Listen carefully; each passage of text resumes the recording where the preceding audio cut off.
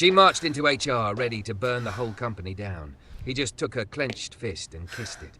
Now her anger is quiet, and that scares her more than the rage ever did.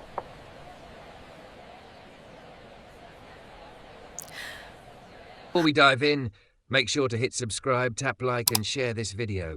The more voices we reach, the louder these stories become. And drop your city in the comments. Let's see where love finds us. By 9:37 p.m, everyone else had gone home, but the anger in Hannah Rhodes was still clocked in and fully employed. Her reflection glared back at her in the dark window. Thick blonde waves piled into a messy twist, a few strands clinging to the sweat at her temples, full, flushed cheeks, mouth pulled tight with the kind of fury that always made people call her dramatic instead of disrespected. Her cream blouse gaped slightly at her chest, buttons struggling because the shirt was cut for a straighter body than hers. Her pencil skirt hugged her hips and soft stomach, the zipper digging into her lower back every time she moved. She looked like a woman who'd just burned a room down. Because she had. The conference room door still vibrated in her memory from the way she'd slammed it an hour ago. Her boss's face, Steve with his perfect hair and perfect fake laugh, had shifted from patronizing to concerned when she'd finally snapped. "You're taking this too personally, Hannah," he'd said in front of everyone. "Try to be a little less emotional about feedback, okay?" She could still hear the snickers, the way the guys from sales avoided looking directly at her but didn't bother hiding their smirks. Emotional. As if she hadn't been the one staying late 3 weeks straight to fix a mess they made. She'd stood, every curve of her body shaking, and said, very clearly, "I am not your punching bag, Steve." Then the binder, the slam, her voice rising, the room going silent in that way that meant she'll be the one they talk about tomorrow, not him. Now she stood alone in the smaller glass-walled meeting room HR had kindly reserved for her cool-down conversation. Her bare feet curled into the rough carpet. She'd kicked off her heels the moment she got in here, sending one of them skidding under the table. Her fists were tight enough that her knuckles ached. The door opened with a soft click. She didn't turn at first. She didn't want an audience until she'd managed to tuck the anger back under her ribs where it usually lived. "I'm coming in," a low male voice said, calm, smooth, no edge. "Didn't ask you to," she muttered, still looking at her reflection. He stepped inside anyway. When she finally turned, he was already watching her like he'd been reading a room long before she knew he existed. Tall, broad shoulders filling a dark, fitted Henley that clung to the solid lines of his chest.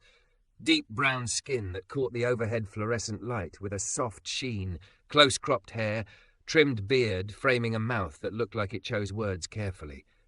His eyes got her first.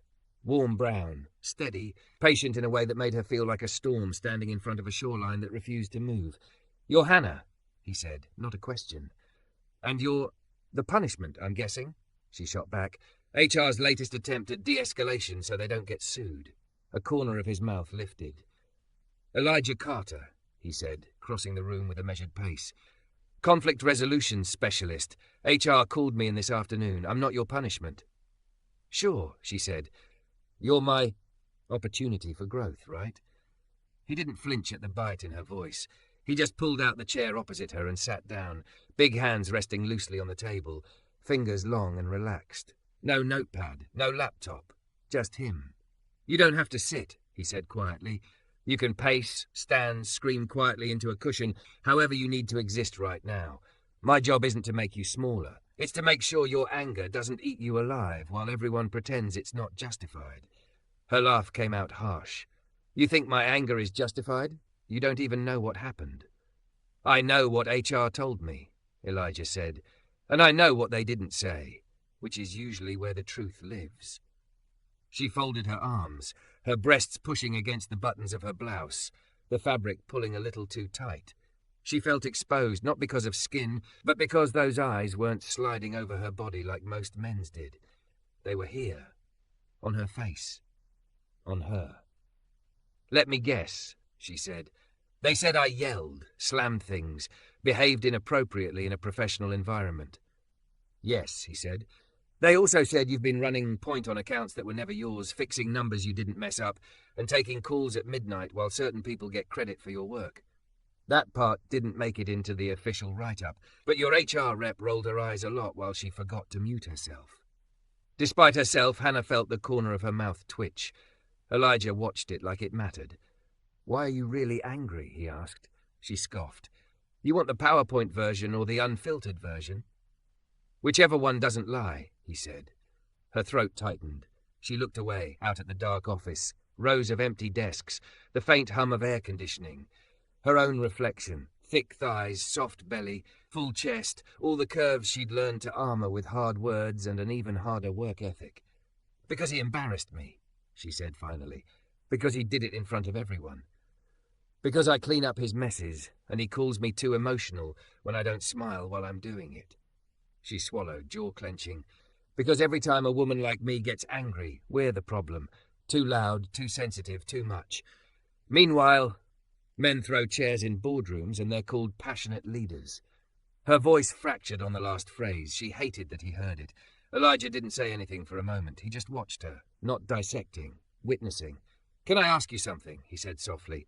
"No," she snapped, then sighed. "You're going to anyway." "Does anger feel safer than anything else?" he asked. "Safer than being embarrassed, or hurt, or disappointed." Hannah laughed again, a brittle, jagged sound. "Wow, you get paid by the hour for that line?" He smiled, small and real this time. "I get paid to tell the truth gently," he said. "But if you prefer it rough, I can accommodate." Her brain tripped on that word, rough, and the way his voice ran over it like low heat. She looked at his hands again, the way his fingers curled loosely, the veins along the backs, how steady they seemed. "Look," she said, raking a hand through her hair, "you're very, whatever you are, calm, collected, good lighting. But I'm fine, I just needed to blow off steam." "Your fists are still clenched," he said calmly. She looked down. Her knuckles were white. "Jaws tight," he added. "Shoulders up near your ears. You're not breathing all the way down. You're surviving your anger, not moving through it." Something in her wanted to throw the nearest stapler at his head for being right. "Don't analyze me," she said. "You don't know me." "I know a lot of people who learn to use anger as armor," he said, "including myself." That made her look at him. "You?" she said skeptically.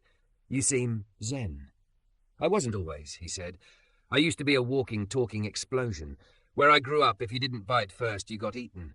My anger kept me alive, until it almost did the opposite." His gaze flickered briefly, like he was remembering something sharp. Then it steadied again. "So no," he went on. "I'm not here to tell you not to be angry. I'm here to help you make sure your anger serves you, not the people who want to point at it and say, 'See, she's the problem.'" The words sank into her like stones in water. Silence stretched between them, not hostile now, heavy, real. Her chest hurt. She realized she'd been taking shallow breaths for so long her ribs felt trapped. "Okay, Guru," she said, voice quieter. "What, you want me to count to 10? Do some corporate-approved mindfulness exercise while I picture myself on a beach and ignore the fact my career might be over?" "Not a beach person," he said. "I prefer something simpler." He leaned in a little, elbows on the table, his voice dropping. "Can I walk you through something?" "You're in control. If it feels stupid, you can tell me to shut up and I will." Her lips twitched again. "I might do that anyway." "I'm counting on it," he said. He rose slowly, giving her time to react, and moved to her side of the table. He didn't crowd her. He left space, an invisible line of choice. Up close she could smell him, clean soap, a hint of something like cedar and warmth. It wrapped around the edges of her anger in a way that made her feel... "Stand with me?" he asked. Reluctantly, she pushed herself to her feet. Her skirt stretched over the curve of her hips. She tugged it down, suddenly very aware of how close he was and how much space her body took up. He noticed the tug. His gaze flicked down, then back to her eyes, like he'd seen everything and chosen to keep his attention where it mattered. "Feet on the ground," he said gently.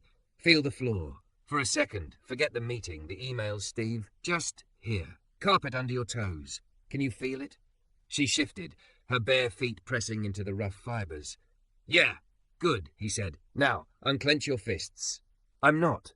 She looked down. Her hands were fists again. He didn't reach for her, just lifted his own hands, showing his open palms. "Like this," he murmured. "No weapons, no armor, just hands." She exhaled slowly, fingers uncurling, a tremor running through them. Now, he said quietly, let's steal some oxygen back. In for 4, hold for 2, out for 6. I'll count once, then you take it. She rolled her eyes, but her body was tired of fighting. Fine. In, he said, voice low. 1, 2, 3, 4. Hold. 1, 2, out. 1, 2, 3, 4, 5, 6. Her exhale shuddered, something behind her eyes burned. Again, he whispered, you. She inhaled, counting in her head. By the time she reached 6 on the exhale, her shoulders had dropped a fraction, her jaw loosened enough that her teeth stopped grinding, and suddenly, inexplicably, her eyes filled. Damn it, she muttered, swiping at them. Nope, I don't cry at work, It's not work anymore, Elijah said softly. It's just you and me in a room where nobody gets to use what you feel against you. A tear slipped free, tracking down her cheek. Then another. Anger surged, strangled by a deeper ache. I am so tired, she whispered, the words surprising her. Of swallowing it.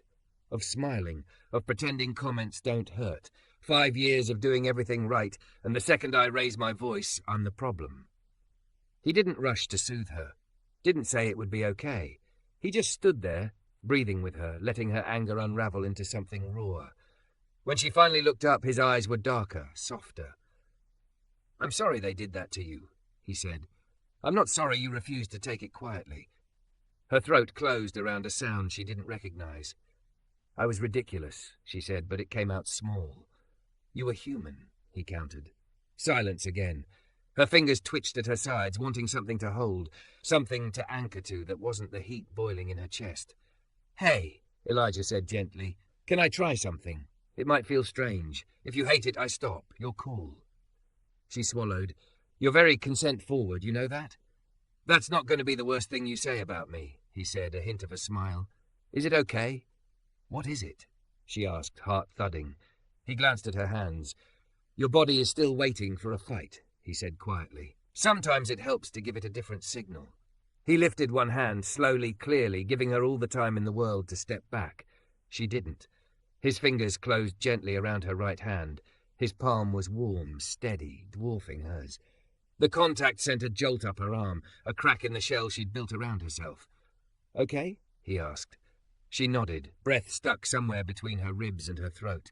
He brought her hand up, just a few inches, and without breaking eye contact, he bent his head and pressed his mouth to her knuckles. No rush, no heat demanding anything of her, just a warm, careful kiss on the spot where her anger had been clenched the tightest. It was like someone unplugged a live wire inside her. Her breath left in a shaking exhale. The tight band around her chest loosened another notch. The room didn't spin or dissolve into romance movie haze, it just softened. Edges blurred. The fluorescent lights felt less harsh. Her own heartbeat slowed, no longer pounding against her ribs like it was trying to escape. He didn't linger. Just one slow, deliberate kiss, and then he lowered her hand, still holding it, thumb brushing once over the back of it like a question. Where's your anger right now? He asked quietly. She searched for it. It was still there, hurt, humiliation, burnt edges, but it wasn't choking her anymore. It had moved from wildfire to a small, contained flame. Not on the ceiling, she whispered, not running the show. What's there instead? He asked. She swallowed, eyes locked on his. You, she said before she could stop herself. Then flustered, this, calm, I don't know. It feels like my body finally believes I'm not under attack. His thumb stilled, then resumed its slow arc over her skin, reassuring, not possessive. Good, Elijah murmured, we'll work with that. Hannah looked down at their joined hands, at the memory of his lips against her knuckles, and wondered how a single gentle kiss had done what hours of trying to get over it never could. For the first time that day, she wasn't trying not to feel. She was just breathing. By the time Hannah got home, her phone was already a crime scene. 3 missed calls from her mother, voice notes from Jess, 12 messages in the marketing group chat, screenshots of HR's email about professional conduct and maintaining a calm, collaborative culture. Every phrase sounded like a polite way to say you were too much. She stood in the middle of her tiny kitchen, still in the cream blouse that pulled across her chest and the pencil skirt digging into her waist, bare feet on cold tile. Breakdown. Outburst. Emotional. She could hear them saying it tomorrow, heads tilted in fake concern. You know how she gets. She tossed the phone onto the counter, It skidded into a pile of unopened mail. The apartment smelled faintly of old coffee and abandoned takeout. Too quiet, too white, like a hotel room she was only pretending to live in. Hannah braced her hands on the counter and bowed her head, blonde waves coming loose and sliding around her face. Her chest ached, tight in that way that felt like both anger and humiliation. "What did you think?" she scolded herself. "That yelling at your boss in front of everyone would magically fix things?" Her right hand tingled. Memory flashed, Elijah's fingers folding around her fist, the warmth of his mouth pressed to her knuckles, his voice steady while everything inside her shook. Just thinking about it slowed her heart by half a beat. She pressed that same hand flat against her chest now, like she could stamp that feeling back in place. In for 4, hold for 2, out for 6. The first breath hit a wall halfway down. The second made it lower. By the third, the knot inside her chest loosened enough that she could stand up straight. Her phone buzzed again. An unknown number lit the screen. For a second, she almost ignored it. Then she saw the preview. "This is Elijah. HR gave me your contact so we can schedule follow-up sessions. Is it okay if I text you here?" He'd asked. Not "I'll call." Not "We need to talk. Is it okay?" Something in her softened. "Yeah," she typed. "This is fine." His reply came almost at once. "How are your fists?" She huffed out a laugh. "Unclenched, mostly. You?" "Slightly bent halo, still functional," he wrote. "I wanted to let you know HR's setting a follow-up meeting tomorrow at 10. You, your manager HR, me. You'll get the formal invite in the morning, but I didn't want it to blindside you." Her stomach dropped. "Great," she typed. "Can't wait to be told how emotional I am in 4K. Another pause. "I'm not here to sand your edges down for them," he answered. "I'm here to make sure they don't turn your anger into proof you're the whole problem. If you'd rather handle it alone, I'll step back." Guilt pricked the inside of her ribs. "Sorry," she sent. "I'm mad and you're the nearest object." Reflex. "You're allowed to be mad," he wrote. "Eat something. Shower. Sleep. Text me in the morning. You don't have to walk into that room alone in your head." In the morning, her closet looked like it was mocking her. Boxy blazers that made her feel like a child dressing up. Black sheath dresses designed for straight lines and flat stomachs. The outfits she usually chose when she wanted to be forgettable suddenly felt like costumes for someone else's life. Her hand hovered, then slipped past all of them and closed around the deep green wrap dress she'd bought on a reckless day and never worn. On her body, it did something none of her other clothes did. It admitted she existed. It framed her full chest instead of fighting it, hugged her soft waist, skimmed over her hips and thick thighs like they belonged. She studied herself in the mirror. Same thick, curvy body she'd dragged through 100 meetings. Same blonde waves, same soft stomach. But in that dress, with a swipe of red lipstick, she looked less like a problem and more like a statement. Her phone buzzed. "Awake?" "Elijah." Unfortunately, she typed. "Have you eaten?" "Coffee is food," she replied. "Nope," came back. "Toast. Protein. Then call me." She rolled her eyes but made the toast anyway, peanut butter smeared thick, and hit the green button while she chewed. "Morning," he said, voice low and rough with sleep or coffee. She couldn't tell. "I've heard better," she muttered, taking a breath that felt too shallow. "How's your chest?" he asked. "Do you own stock in cardiology or—" "Humor is deflection," he said mildly. "Try again." She closed her eyes, checked. "Tight, but not exploding," she admitted. "Like a hive instead of a bomb." "That's information," he said. "Good.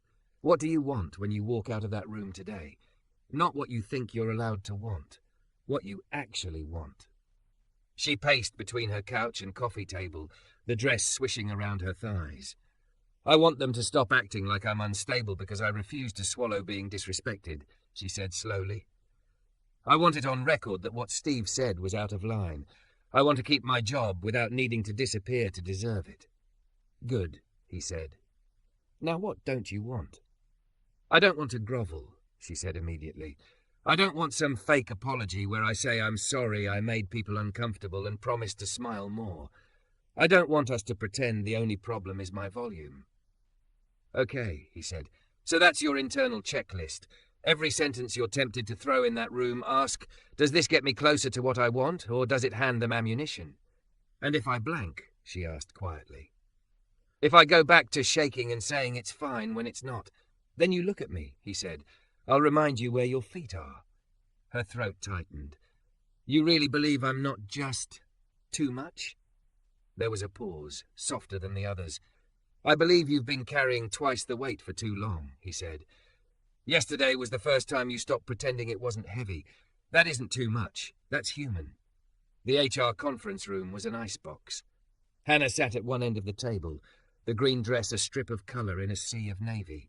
Steve sat opposite, jaw tight, hands clasped like he was auditioning for a sincerity commercial. Lila from HR smiled in a strained, neutral way, fingers hovering over her laptop keys. Elijah took a seat at the far side, angled slightly toward Hannah, not between them, not on anyone's team, but the truth. As Lila read through phrases like elevated tone and disruptive behaviour, the buzzing in Hannah's chest rose. Her fingers curled into her palms under the table.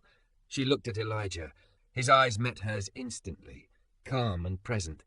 He tapped 2 fingers once against the tabletop, then flattened his hand, palm open. Her heels pressed into the carpet. She felt the chair under her, the table edge against her forearms, the wrap of the dress around her body. You're here, she told herself. Not a story someone else is telling.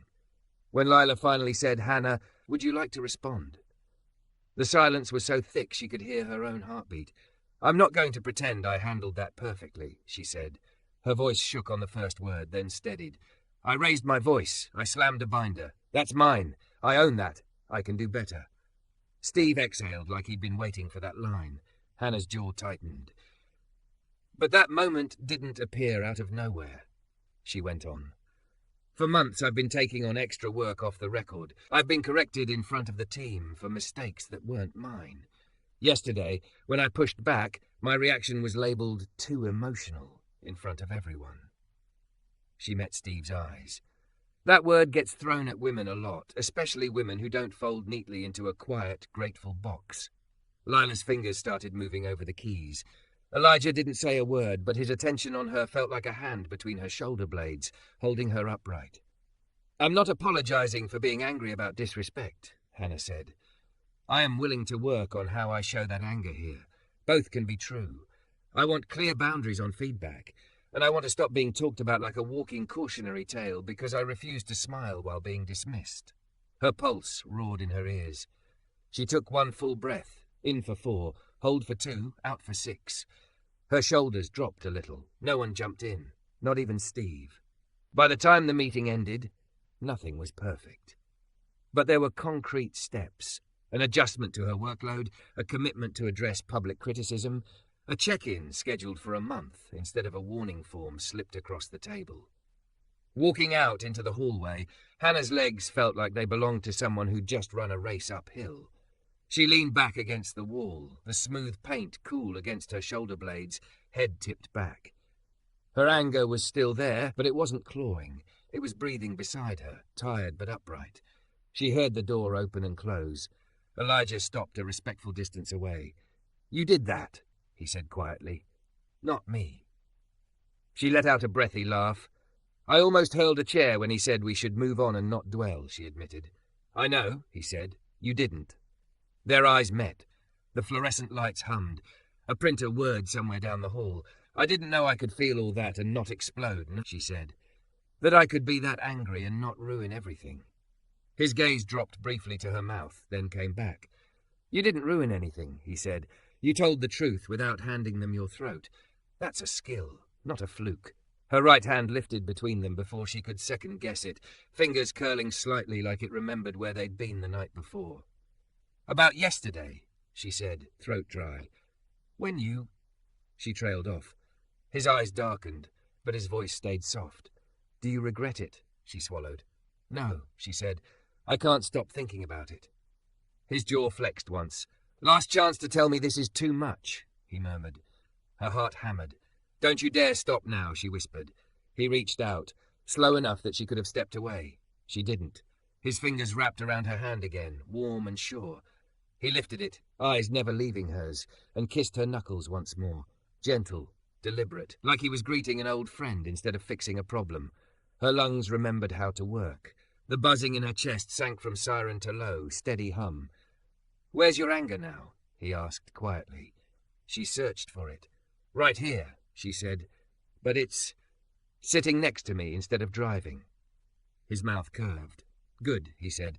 We're not trying to make it disappear, Hannah. We're just teaching it doesn't have to be alone. Hannah stared at her inbox, watching the new subject line hover like a bird of prey. Follow-up, workplace conduct review. For a full 30 seconds, she couldn't bring herself to click. The green wrap dress hugged her curves as she sat at her desk, bare ankles crossed under the chair, the familiar buzzing in her chest starting to climb again. Not a bomb, she reminded herself. Information. She forced the cursor over the email and opened it. The words blurred for a moment, then came into focus. HR considered the case addressed. No formal warning on her file. A development plan that mostly summarized what they'd already agreed in the meeting. A note about resetting working relationships on a healthy foundation. At the bottom, thank you for your cooperation during this process. Please direct any further concerns to HR or the conflict resolution specialist assigned to your case. She scanned twice more for the thing she feared most and didn't find it. No mention of termination. No hint of restructuring. Her job was still hers. Her heart dropped from her throat down into her chest where it belonged. She leaned back, letting the chair take her weight, eyes closing for a second. The office hum went on around her. Keyboards, phones, someone laughing too loudly near the kitchen. It sounded the same as it had before all this, but she felt different inside her skin. Less like a live wire, more like someone who had finally stopped standing in the doorway with her suitcase in hand, waiting to be kicked out. A soft knock on the side of her cubicle made her jump. Jess from marketing popped her head around the partition, eyes wide behind oversized glasses. "Hey, you alive?" she whispered. "Or do I need to start printing free Hannah t-shirts?" Hannah let out a breathy laugh. "I'm not fired, if that's what you're asking." Jess's shoulders slumped with relief. "Good, because I did not feel like learning your entire workflow on top of my own," she said. Then, more gently, "HR sent the all clear?" "Something like that," Hannah said, tapping the email. "No warning, no angry woman stamp on my permanent record. Just a lot of corporate bingo about communication and tone." Jess studied her. "And how are you?" Hannah considered. A month ago, she would have said fine on reflex, just to make everyone stop looking at her. Now the word tasted dishonest. "Tired," she admitted, "but less like I'm about to spontaneously combust." Jess smiled. "That's my favourite version of you so far." She hesitated, then added, "For the record, the way you went off in that meeting, everyone's still talking about it, but not in a bad way. It was kind of iconic." Heat crawled up Hannah's neck. "They think I'm a disaster," she said. "Some people do," Jess said frankly. "Some people are scared they might be next if they keep being jerks, and some of us are just proud. It was the first time someone said out loud what we all choke on every day." She squeezed Hannah's shoulder. "You didn't burn the place down. You just turned the lights on. That's different." After Jess left, Hannah sat a little taller. Her anger stirred, not in shame this time, but in recognition. It had cost her something. It had also cracked something open. She glanced at the clock. 15 minutes until her final scheduled session with Elijah. The glass box in HR felt smaller that afternoon. The city outside the window was washed in late light, tinting everything gold. Elijah stood by the window when she came in, sleeves rolled from a grey shirt, jacket slung over the back of a chair. He turned as the door clicked shut, his gaze flicking briefly over the curve of her hips before settling on her face. "Hey," he said. "Hi," she answered, shrugging out of her cardigan and setting it on the chair beside her. "Got the email. Apparently I've been rehabilitated." A smile ghosted across his mouth. "Is that how it feels?" She sank into her seat. "Honestly, it feels like I survived a test I never signed up for."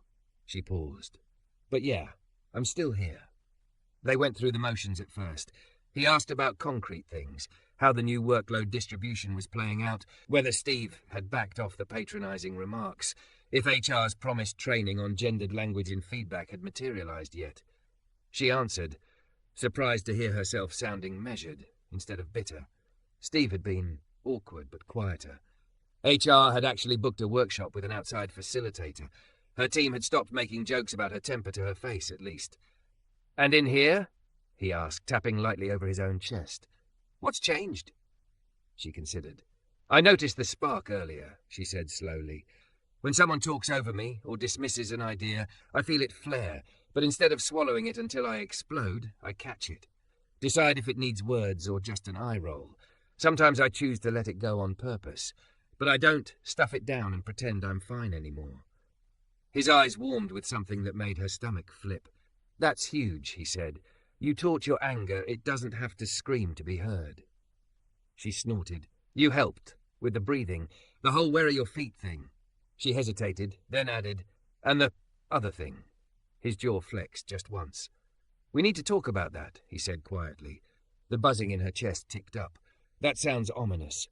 It's not meant to spook you, he said, but I owe you clarity. He sat forward, forearms on the table, hands clasped loosely. HR is closing your case. As of today, I'm no longer officially assigned to you. A small lump formed in her throat. So this is the last session? Yeah, he said, at least in this capacity. There it was, the other shoe. Her anger surged, twisting quickly into hurt. So you'll just disappear, she said, trying to keep her voice flat. Seen it before? No, he said, more sharply than she'd ever heard him. Then he took a breath, recentering. Hannah, I'm not vanishing. I'm stepping out of a role that puts me in a position over you. There's a difference. She frowned. Feels the same from where I'm sitting.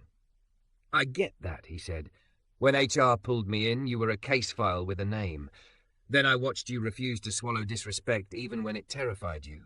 I watched you walk into a room built to make you smaller and hold your ground. I watched you learn your own nervous system in real time. Somewhere in there I stopped being just a specialist. I can't pretend I didn't. Her mouth went dry. So what was that kiss then? She asked, quieter. Part of the exercise? His eyes darkened. No, he said. That was me responding to a woman who asked me clearly to anchor her in a moment when words weren't enough. I checked. You consented. It wasn't about shutting you up. It was about telling your body it wasn't alone. His voice dropped. I've replayed it 100 times, making sure I didn't cross a line. I still land in the same place. Human. Clean. Not entirely. Which is why I can't sit on this side of the table pretending nothing has shifted while you're on the other side wondering if you imagined it.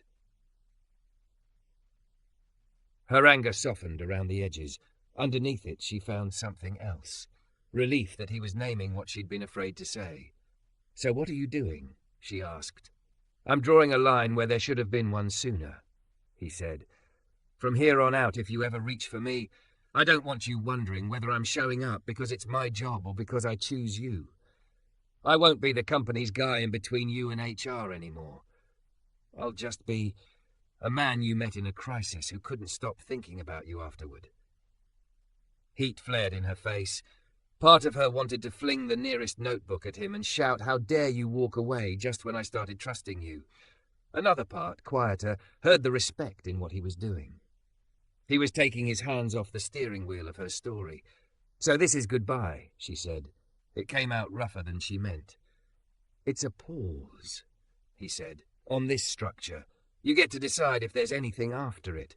I'm not going to text you pretending it's professional. I'm not going to accidentally bump into you near the elevators. If you want me in your life beyond this, you'll have to choose that on purpose. Silence flooded the little glass room. Outside, someone wheeled a cart of files past. The fluorescent lights hummed. Hannah stared at their joined reflection in the window, her soft, curvy body in that unapologetic green dress, his broad frame beside her, arms tense. Her chest clenched, then let go. She was so used to people making decisions for her and calling it protection. This didn't feel like that. It felt like being handed her own keys back. I hate that this is reasonable, she muttered. His mouth tilted. Me too. She stood up slowly. He rose as well. For a second they just faced each other across the table, corporate furniture between them like the last official barrier. Where are your feet? He asked gently. She looked down, her heels pressed into ugly commercial carpet. Her toes shifted inside her shoes. Here, she said. Where's your anger? She checked. Not gone, she said. It's pacing, but it's not in charge. He nodded. That's yours now, not mine to manage. She swallowed. Do I still get to remember? Her fingers curled unconsciously. That you kissed my fists and the world didn't end. A softness flickered across his face. He stepped closer, stopping well short of touching her. I hope you do, he said. Because you did the hard part. I just reminded your body what safety feels like. On impulse, she reached out, catching his wrist, feeling his pulse jump under her fingers. "If I call," she said, heart pounding, "weeks from now. Not because I'm drowning in HR emails, but because my chest is on fire and I don't want to handle it alone. Will you answer?" He held her gaze. "Every time," he said, "but not as a specialist, as Elijah." She let him go. The space between them felt like the edge of something, not the end. He gave her one last look, full, warm, a little wrecked, and walked out, closing the door with a soft click.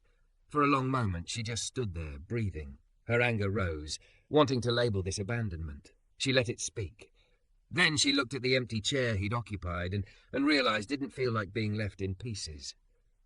It felt like being trusted to stand on her own legs. It took her 5 weeks to dial his number. Not immediately, not in a rush of panic or loneliness. Life went on. She had bad days and better ones. She snapped at a colleague once and caught herself mid-sentence, choosing a firmer, clearer line instead of a grenade. She went to Jess's birthday, laughed too loudly, danced in a dress that didn't hide a damn thing. She walked past the HR glassroom a dozen times, and each time her stomach twisted less. One Sunday evening, after a visit with her family where her mother had sighed and said, "If you weren't so intense all the time, maybe work wouldn't be so hard," she stepped outside into the cool air and felt her chest ignite. The old urge to swallow it down fought with the new instinct to examine it. This time, instead of pacing her tiny apartment alone, she stood under a street lamp, pulled out her phone and scrolled to his name. Her thumb hesitated. Then she thought of his face when he'd said, "You'll have to choose that on purpose." She hit call. He answered on the second ring. "Hannah?" Her eyes stung at the sound of her name in his voice. "My chest is a hive," she said, the words tumbling out. "I'm standing on the sidewalk, and I can't tell if I want to scream or cry or both, and I'm tired of being the only one in the room when my anger shows up." There was the slightest pause, then, "Where are your feet?" She looked down at the cracked pavement, at her red-painted toes in open-toed heels. "Outside my mother's house," she said, "on a patch of sidewalk that needs repairing." "Stay there," he said. "There's a café 2 blocks over, on the corner of 7th and Maple, with the horrible muffins and decent tea. Can you get there?" She could see it in her mind, the chipped sign, the big front windows. "Yeah," she said. "Good," he replied. "I'll meet you there in 20 minutes. Not as anyone's specialist, just as the guy who doesn't want you sitting in this alone." By the time she pushed open the cafe door, the bell above it jingling, he was already at a corner table, 2 mugs in front of him. No folder, no laptop. Just Elijah, in a dark t-shirt and jeans, forearms bare, eyes soft and steady. He stood when he saw her, and something in her chest finally unclenched. She crossed the room on legs that still trembled but didn't falter, slid into the seat opposite him, and wrapped her hands around the warm mug. "Tell me what lit the fuse," he said. She did. About her mother's comment, about the years of being told she was too much, about how even now, after all this work, one sentence could still make her feel like a problem to be fixed. Her words came fast, sharp, raw. Once she slapped her palm against the table and the spoons rattled. Elijah didn't flinch. He just listened, fully, eyes never leaving her face. When she finally ran out of words, the buzzing in her chest had turned into a heavy ache. She looked down at her fists, clenched tight again around the mug. Slowly, deliberately, she let them open. "Where's your anger now?" he asked, voice a low thread between them. "Right here," she said, "but it's not screaming. Just sitting, breathing hard." "And what else is here?" he asked. She studied him, this man who had seen her at her worst and never once called it too much. The cafe smelled like burnt sugar and oversteeped tea. Rain tapped against the window. Her heart hammered, but underneath the thud there was something surprisingly steady. "Calm," she said. "And you?" He exhaled, something like relief in the sound. "Can I do something?" he asked. "You can say no." Her pulse soared. "What?" He stood, rounding the small table, and held out a hand. "Remind your body what it decided once already," he said. "That you don't have to be alone for the fire to die down." She slid out of the booth, every curve of her body suddenly achingly aware of itself. She put her hand in his. Warmth shot up her arm. He stepped close, leaving just enough space that it was still a choice. His other hand lifted to cradle her jaw, thumb brushing away a tear she hadn't realized had escaped. Last chance, he murmured. Don't you dare stop, she whispered. He kissed her, not to quiet her, not to redirect. It was a slow, deep, grounded kiss, his mouth moving with hers in a rhythm that matched the rise and fall of her breath. His hand at her waist rested on the generous curve there like it belonged, like she wasn't taking up too much space, but exactly enough.